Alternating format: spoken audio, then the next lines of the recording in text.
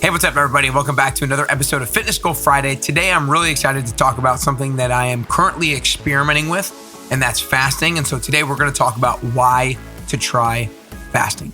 The goal of the Best You podcast is to allow you to feel confident about what you need to do, why you need to do it, and how to do it in order to get closer and closer to your best you.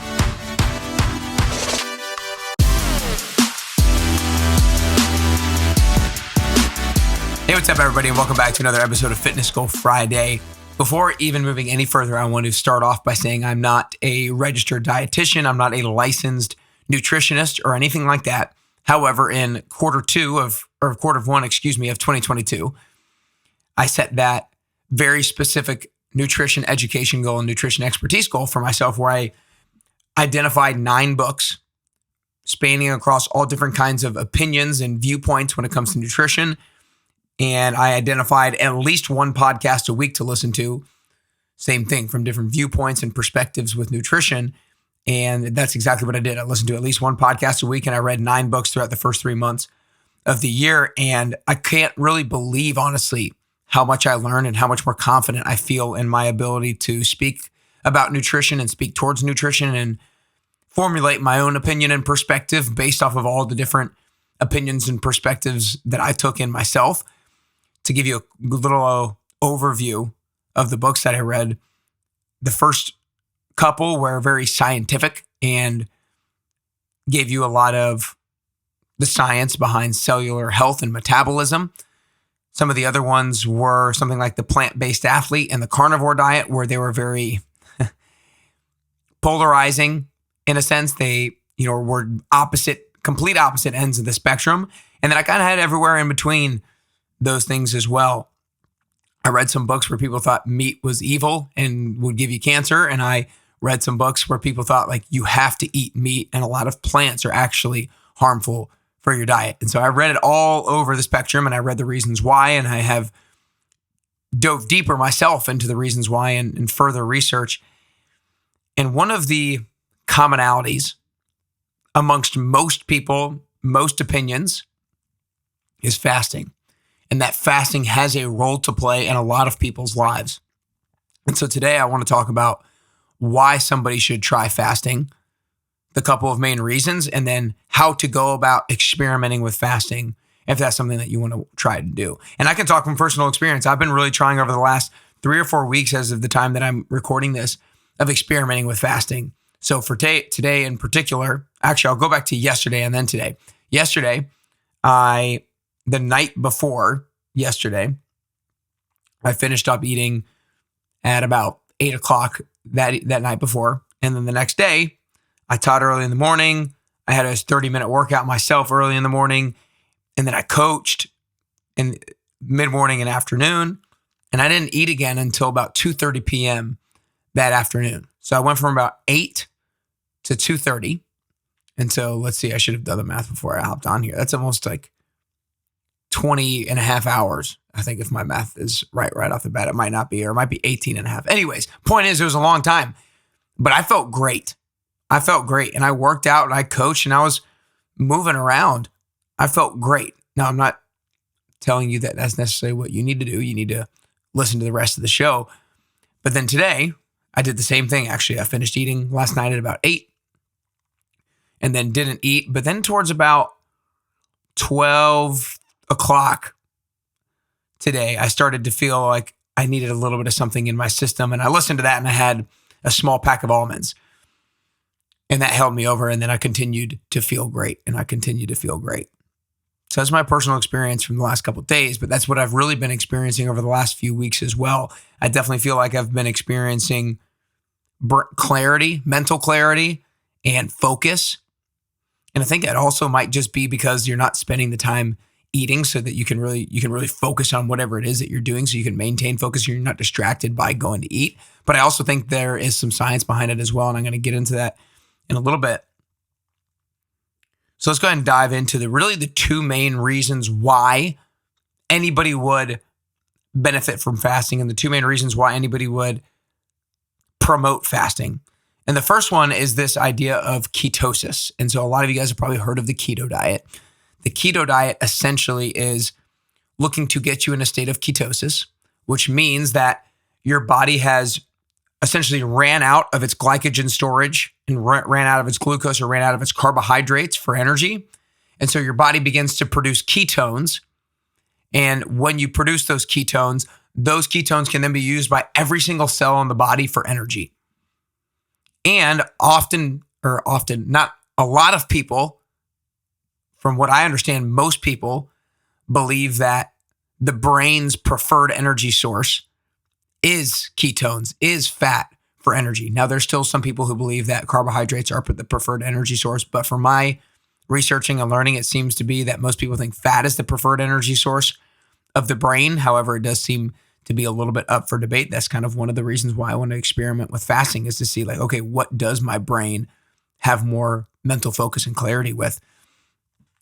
So that's ketosis. You want to get in your body in a state of ketosis by depleting your glycogen storage, by depleting your glucose, by depleting your carbs, so that fat takes over for energy. And therefore, you're burning stubborn belly fat. The visceral fat that we have, that's the most damaging fat. There's essentially two broad types of fat, and that's subcutaneous fat. That's the fat that you can grab that's right underneath your skin, and visceral fat. That's the deep fat. That's the belly fat. And the subcutaneous fat is not as damaging or is not as harmful as the visceral fat is. But studies have shown that fasting really attacks visceral fat that really promotes inflammation and promotes disease inside of the body. And so when you fast, if you have visceral fat stored up, hopefully the fasting will recruit that visceral fat for energy. And so that's the first reason why. It's to get your body in a state of ketosis so that it depletes glycogen storage, depletes carbs. So therefore you're running on fats for energy, and therefore hopefully burning stubborn visceral fat and very potentially harmful visceral fat. And also your brain might have more mental clarity as well because it's running on its preferred fuel source of ketones. Reason number 2 is this idea of autophagy. And autophagy essentially means cell death or cell regeneration.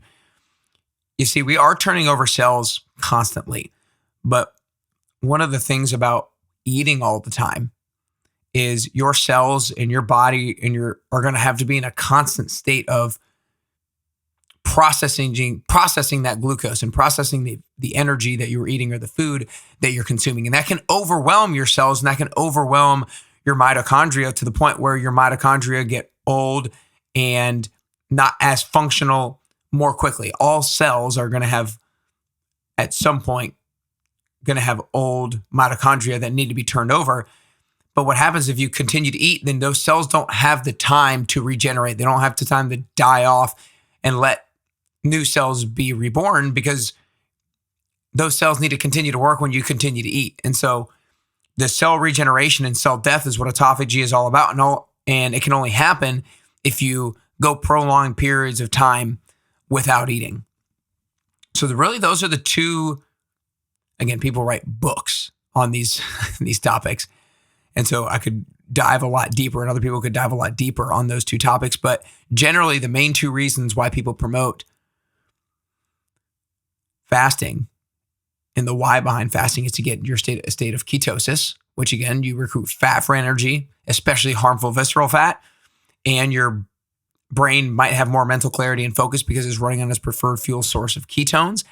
And then that second part is autophagy, so that your old, damaged, and potentially disease-ridden cells have the time to die off. That's why oftentimes cancer treatments or people who are functional medicine doctors will encourage fasting for people with cancer, because when you have cancerous cells, they divide and they grow and spread throughout the body through glucose. Like glucose is the thing that grows and divides cells. And so if you have cancer and then you're just eating sweets and ice cream and all that kind of crap, you are fueling that cancer to grow, divide, and spread throughout the body. But if you starve those disease-ridden cells, then you have a greater chance of not letting those cells divide, grow, and spread throughout the body.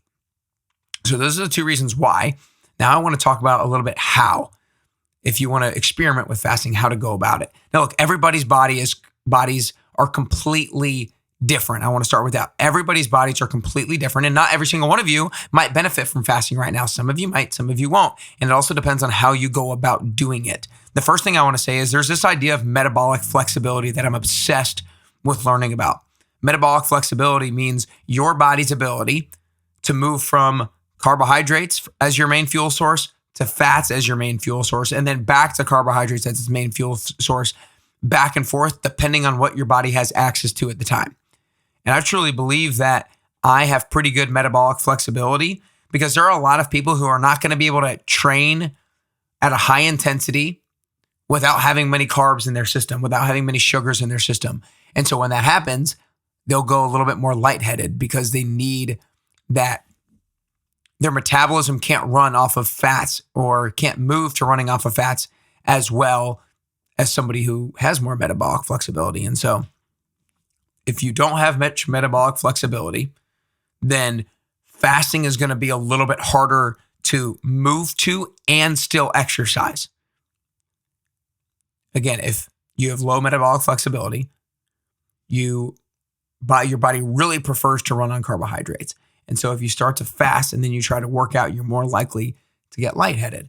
And you might have poor metabolic flexibility if you don't have a very good diet. But if you have practiced a good diet that are low in processed sugars and maybe just lower in carbohydrates in general, then you might have better metabolic flexibility because your body has been used to running a little bit more on fats as its primary fuel source. So metabolic flexibility and your ability to move from carbohydrates to fats as your main fuel source is a huge thing as to whether or not fasting is going to work for you. And it's hard to know. You just have to experiment.